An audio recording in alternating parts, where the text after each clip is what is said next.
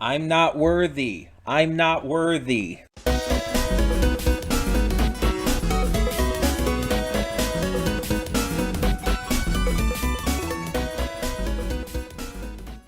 Hey everyone, welcome to Prince the Gay. I'm your host Connie, and today we're here with something truly special. 1968's Night of the Living Dead. Happy Easter, everyone. We're getting into zombies because that's fitting if you're in on the joke of Jesus rising from the dead and being a zombie.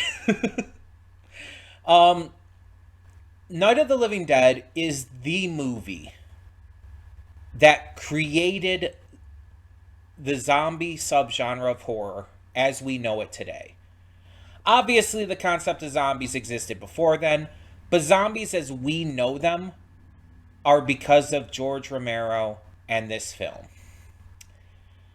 And I've surprisingly never seen it all the way through. I've seen clips here and there. I've heard people talk about it, but I've never actually sat down and watched the movie, which surprises me because you would think I would have, but no. I think it's just that I've seen it talked about and heard it talked about and seen clips often enough to where it's kind of one of those movies where it's like, I almost feel like I've seen it, but I haven't. You know what I mean? And don't get me wrong, I could not tell you anything about this. Like, just because I've seen clips doesn't mean I remember most of them. Um, what I do know about this is that the zombies' appearance is not what you a lot of times typically think of nowadays with zombies. They're more just, I guess dirty looking people. I hate saying it that way, that sounds wrong. But you know what I mean. They look like they've been buried and everything in the dirt. They look like, I mean, it's black and white. You can't really tell if they're pale or not. But like they look like they might have like scars or bloodiness on them a little bit. But you're not going to see like a bunch of missing limbs and like jaws hanging off and shit. This isn't no Walking Dead. But a lot of the tropes associated with zombies started here. Not all of them, but a lot of them. And just this is the movie that like popularized the subgenre and made it such a big deal. Movies like Train to Busan, my favorite zombie movie, would not exist without this film. It's just fact. And I've always had a lot of respect for this film because of that. Even though the zombie subgenre has never been my absolute favorite, I still have had immense respect. This is one of the big horror movies. And I'm definitely interested to see how it goes down. Now this is 1968, so I'm really not expecting that much gruesomeness or anything. Um, Especially considering like Texas Chainsaw Massacre, which came out I think in the late 60s or early 70s or something, was referred to as gruesome, and it wasn't. Like that was supposed to be super gruesome for the time, and that it just wasn't. I believe that came out after this, so I'm not expecting anything like that. Um, I honestly I don't think this is going to be that scary by modern sensibilities. I really don't. I'm more interested in the storytelling, and I am definitely interested to see how many characters survive. The acting is definitely going to be important here. Um, and I very much want to see what this is like. I very much want to see like why this was so big and if I agree that it's worth that praise in terms again modern day sensibilities. Because I'm someone living in 2025 and I'm going to judge it as someone living in 2025. And I'll always have respect for it. I'll always have respect for this movie for what it did because again, back in 1968, people will have looked at this a lot differently. And without question, it still popularized this subgenre and made it a big deal. That's just undeniable. So even if it's not the best movie out there, which I honestly don't think it will be, I'm still hoping to enjoy it, and I know I'll continue to admire it for what it did. And again, I think it's just a fun pick for Easter to go with the entire Rising from the Dead joke. Because for if you somehow don't know, that's a big joke when it comes to like Jesus and Easter. Like after 3 days, he rose from the dead. Zombie Jesus. It's pretty notable as a joke. Like I think even like the likes of Robot Chicken and whatnot have played with that. Probably Family Guy and stuff too. A lot of shows out there have played with that joke, and just a lot of comedians have touched on it, and just in general people online. It's very common. In fact, if you've seen the After Ever After videos from Paint here on YouTube, he's a singer, and the After Ever After videos are basically him doing like parody versions of the Disney classic songs and everything. Except his idea is like, okay, what happens to these characters after the happily ever after roles? What would happen to them in a realistic setting? And like one of them is obviously talking about Hercules, and it's touching on the entire idea um of creationism with like the Christian God versus the Greek gods, polytheism and everything. It's really funny. It's really funny. But like in it, like one of the lines is, and I'm gonna paraphrase here because I don't know if I remember it exactly, but it's like it's the last line in that part, but it's talking about like Jesus. It's the part talking about Jesus, and he's like, 3 days go by, I zombified and came back in search of hearts.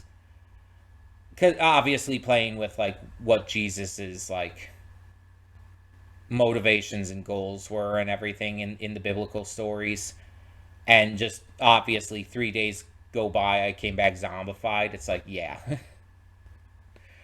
But that's just an example for you. There's a lot of those out there for zombie Jesus. Um, and so yeah, so happy Easter. Have a fun little joke for the movie pick for today. Um, but yeah, I'm nonetheless excited to see this. So let's get into this, see what we have in store.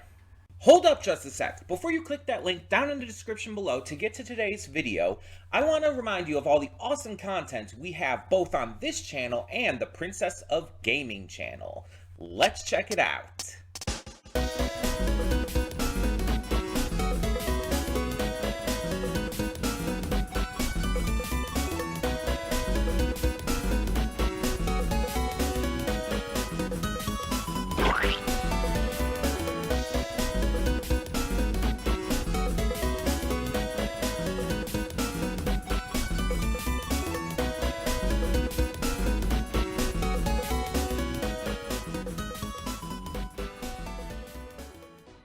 And we are back, and we'll begin with spoilers in 3, 2, 1, now. So I was entirely wrong. I was saying in the pre-thoughts, like, I was thinking there wouldn't be a lot of, like, standard gore and everything. And it still wasn't as bad as, like, modern day stuff, obviously. But there was a lot more gore than I expected. A lot more blood and gore, a lot more intense, frightening scenes. And it like really went into it in a way that I was not expecting. But I think the biggest thing that I was wrong about is that I went into this in the pre-thoughts talking about how I didn't expect much from this movie because it's from, 68. And although there would always be this level of respect for the movie, I didn't expect much in terms of thinking it was going to be that great. I didn't expect it was going to be like anything special. And I feel like it would probably not really hold up in 2025. Like all of these years later. And again, I was wrong. This movie's brilliant. Like, wow, that was good. And a lot of these actors apparently was like their first role. Like the actor who played Ben, this was his first ever role. And it's like, that's surprising because I thought he did a great job. And Judith O'Shea, who played Barbara, she's still alive today, by the way. Like she's still alive, and she has acting credits as recent as 2017. She hasn't been in a lot, mind you. She hasn't done a huge amount of roles, but like her most recent acting credit is 2017, and she's still alive, and that's just wild to me. Um, because I feel like a lot of the actors in this are probably not. The girl who played the daughter probably is, but you know, considering this came out in '68, which was, let's see,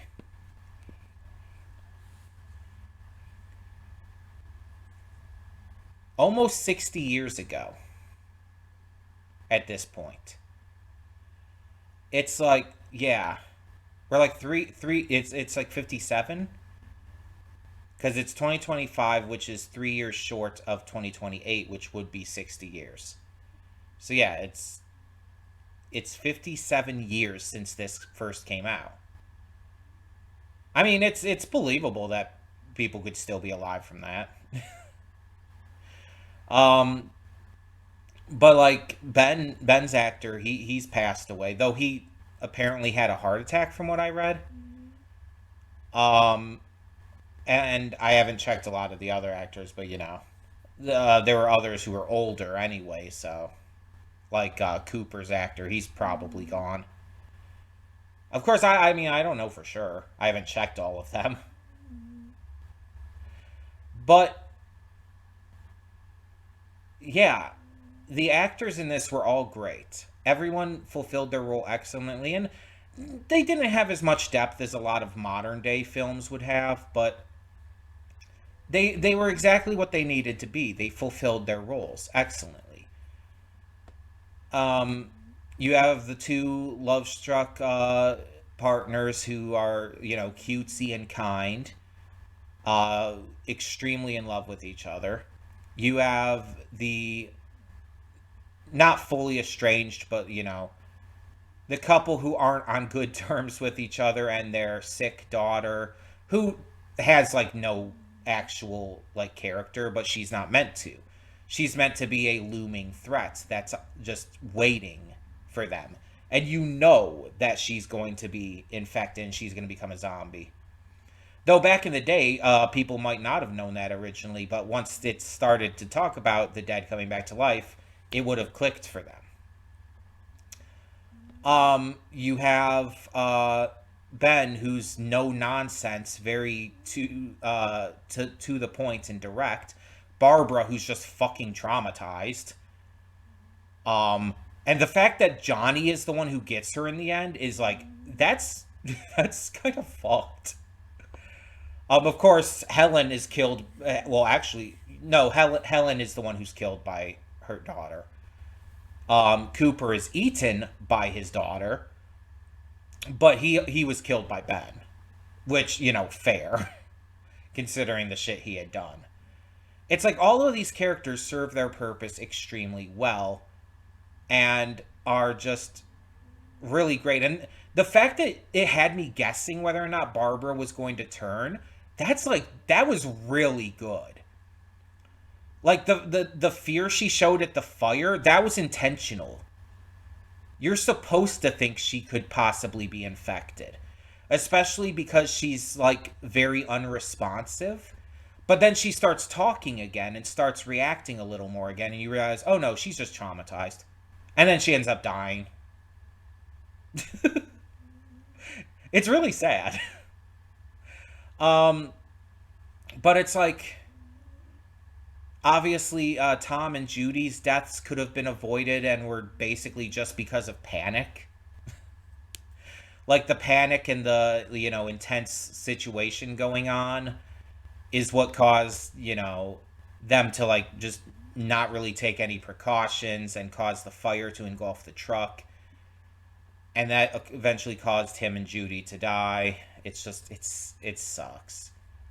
And Ben's death at the end was so avoidable. He needed to just yell out, make himself heard. They wouldn't have shot him if he did. They thought he was a zombie too, or a ghoul, I guess, because I guess zombie wasn't as familiar and popular of a term at the time. I like the lore, and getting the lore from the TV and the radio was an excellent idea. Um, I like the conflicts in the group because all good zombie media has conflicts within the group on how to handle things. There's always going to be the kind who are a lot more defensive and the kind who are a lot more proactive in things. You see this in like The Walking Dead. You see this in Train to Busan. You see this in all of this kind of stuff. And again, everyone really was excellent at performing their roles. I really have to give it to every actor here. The zombies, like all these extras who were playing the zombies and all, they did a great job too. They really sold the kind of dazed performance. It was definitely very different than a lot of zombies that you standardly think of. I was talking about this plenty during the movie, but like there's a lot of things that are kind of off comparative to the mainstream typical zombie you think of nowadays. Um, the big thing being that these zombies were definitely smarter than the typical zombie you think of. They definitely had more capability to them, um, which kind of made them scarier. It reminds me of the first time I saw Train to Busan and seeing the zombies move really quickly and seeing their twitchy motions and stuff and seeing them pile over each other in the train. It's like seeing something that you're not used to seeing with zombies that makes them more dangerous is a very, very good way to catch people off guard. Um, I think it works extremely well. And the writing, the pacing, everything about this was really good. Like for a movie that is almost 60 years old. And I shouldn't say that because my favorite movie's from the 50s.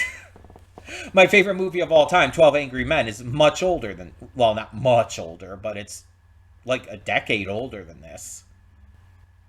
It's like older movies can be really good. I just, I guess it's because a lot of classic horror films don't get me in the way that they get a lot of other people. Nightmare on Elm Street, for example, the first Texas Chainsaw Massacre. It's like these are movies that I feel are a bit overrated. And that's not even to say they're bad, they're just not as good as a lot of people say. But then you have this, and it's like, no, this is as good as people say. This movie not only deserves its accolades for how it evolved the horror genre and it basically created the zombie subgenre as a big deal, but it deserves its accolades just for being a damn good movie. Like, it's just really good. And there's some parts that are, yeah, you could say a little bit much. Like there's the shots I mentioned where it was like highlighting all of their expressions, all of their reaction faces. It's like, oh yeah, that's a trailer shot. But movies nowadays do that. Like there's so many movies nowadays that do specific shots that are like, oh yeah, that's just for the trailer. Um, there's a shot in, I know this is a very different type of movie, but hear me out. There's a shot in Sonic 3 that shows like Shadow and Sonic um like fighting together, and it shows them like zoom up in front of the camera and literally looking at the camera and it pauses. They freeze in that position. It's like, that is just for the trailer. That is just for the trailer. And don't get me wrong, it's a cool shot and it's a cool scene just in general. But it's like, that is so blatantly for the trailer. And that's fine. I have no issue with stuff like that, as long as it still feels natural to the film to some degree. And with the Sonic movies, they're intentionally cheesy. So it can get away with something like that. And with this movie, those reaction faces fit. They're entirely reasonable. They're entirely natural and believable. And like I said, this movie had more like actual gore effects than I was expecting. I guess the homeowner is who I'm supposed to assume the person dead upstairs with their face ripped off and shit was. It's like, that one caught me very off guard. I'm like, oh shit, that's actually gruesome. That's actually like pretty intense. That alone is honestly, in my opinion, more shocking and gruesome than anything from the first Texas Chainsaw Massacre, which was supposedly super shocking and gruesome. But on top of that, you have, like, even if it's just for a brief moment, you see Cooper having had his arm, like, chewed off by his daughter, and he's reanimating with that. You see the daughter, like, stab her mother to death with a trowel, and it's like, there's actually gore effects and stuff. And on top of that, even just the moment with, like, Tom and Judy blowing up in the truck, it's like, even though there's no gore effects with it, with that specific moment, it's so shocking, even though you can tell it's about to happen. It's still so shockingly, like, final, that it's just very intense. And then afterwards is the first time you actually see the zombies eating flesh, too. Which, like, it shows the zombies eating flesh and body parts and shit, and it's like, oh, okay. And again, the fact that they had a child zombie is, again, something a lot of zombie media just refuses to do. A lot of zombie media just is so afraid of having a child zombie because it's so upsetting. And yeah, of course it is. A child dying during a zombie apocalypse would be upsetting. It's supposed to be. But it's a zombie apocalypse. People are dying, like, all over the place. Kids would naturally be dying. But, like, you go and watch, like, The Walking Dead, and it's like, yeah, The Walking Dead will have, like, child characters die and stuff. But, like, when you see, like, hordes of zombies, they're all adults. Despite the fact that there would absolutely be child zombies amongst those hordes. But, like, The Walking Dead will at least kill kids. Both the show and the Telltale video game. The Telltale video game actually did that quite a few times, actually. It didn't shy away from that either. And it showed child zombies, too. Like, actually as zombies. It showed kids being eaten by zombies. It showed children as zombies. The Telltale video game for The Walking Dead actually went very fucking hard. It's a great game. It really is. Though the final episode of it, or the final season of it, that was done by Skybound because Telltale had folded and everything, not that great. It kind of, like, you could tell it was a different company. You could tell it was, like, there were issues with it. I have my issues with the final season. But that's neither here nor there. Point is, this movie really went hard. For the movie that popularized this genre, this subgenre, I just did not expect it to go as hard right out the bat.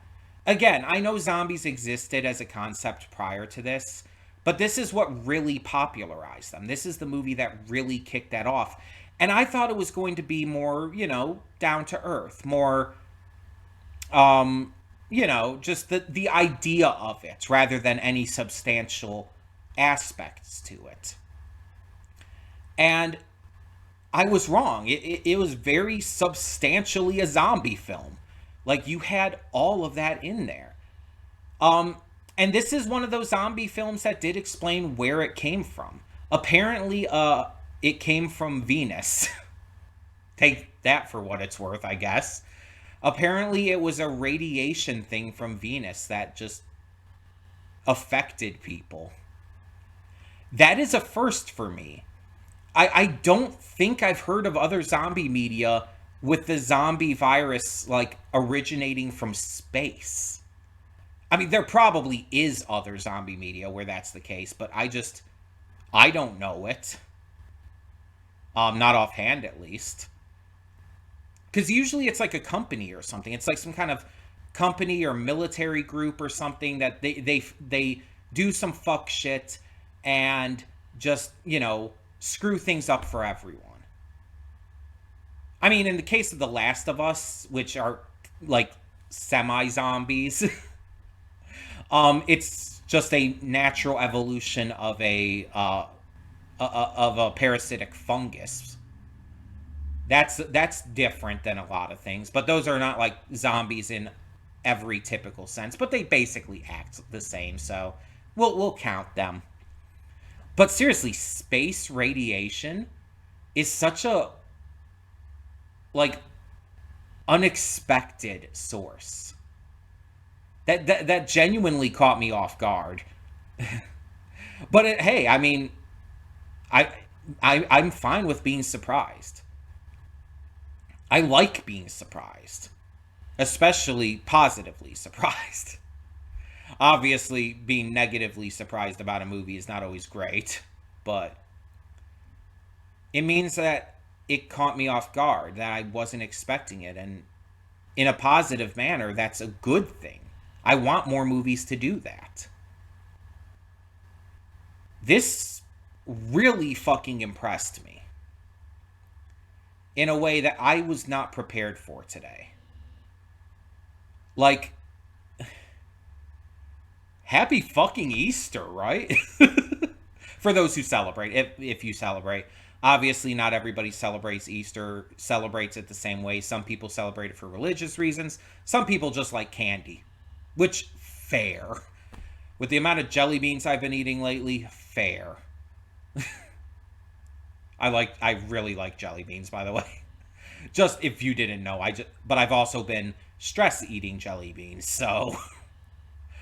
But at least I like them, right? At least they're something that I genuinely really like. But yeah, I really liked this movie. I did not expect to like it this much. I thought it was just going to be something that was going to be casually good at best, and just something I could respect for what it did for the zombie subgenre. But no, it's just a really fucking good movie. It's just that good. I am so happily surprised by that. So, I guess tell me in the comments below, what did you think of 1968's Night of the Living Dead?